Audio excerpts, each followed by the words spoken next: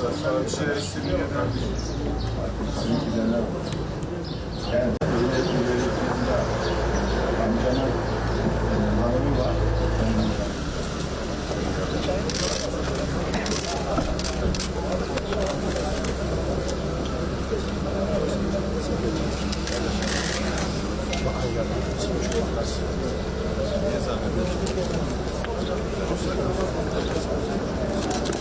Büyük gerçek tanış.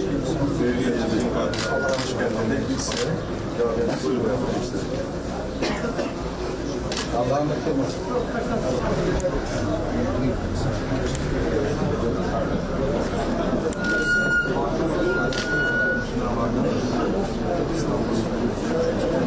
Həm öz adımızdan ölkə başçısı Prezident İlham Əliyevin başsağlığını şəxsən gəlib çatdırmaqdan ibarətdir.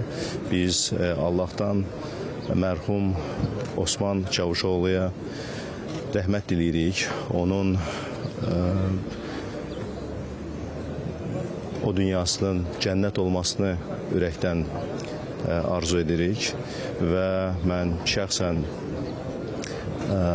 rəhmətlik Osman Çavuşoğlu'nu tanımasam da, ancaq burada qısa müddət ərzində insanlardan eşitdiyimiz onun barədə olan xoş sözlər, xatirələr, insanların bu qədər izdihamla gəlib bu məclisdə iştirak etməsi və həyata Mövlud Çavuşoğlu kimi bir evladın dünyaya gətirməsi, onu tərbiyə etməsi, bu özü də hesab edirəm ki, onun həyatda çox böyük bir iz buraxmasının və hesab edirəm ki, çox uzun, mənalı və xoşbəxt bir həyat sürməsinin bir göstəricisidir.